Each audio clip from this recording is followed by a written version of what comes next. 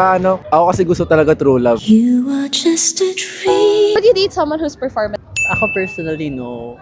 Kasi I feel like, parang hindi ko nakikilala yung totoong pagkatao niya kasi hindi siya nagiging honest sa self niya. So, hindi niya siya magiging honest sa akin.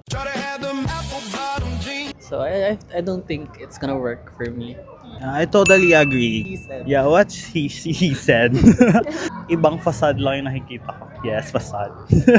No, because I wanna date someone who's authentic and true to themselves.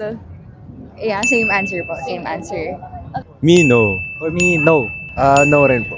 Hindi kasi sila authentic sa sarili nila pagka performative sila eh. Ako kasi parang gusto ko lang na totoo lang lagi, saka ayoko lang yung parang ang daming iniisip na kailangan dapat ganito, dapat ganyan. Gumagawa lang din sila talaga ng personality na hindi sila ganun. Tsaka ako kasi gusto talaga true love. You are just a dream that I Kaya di ako Ayun talaga.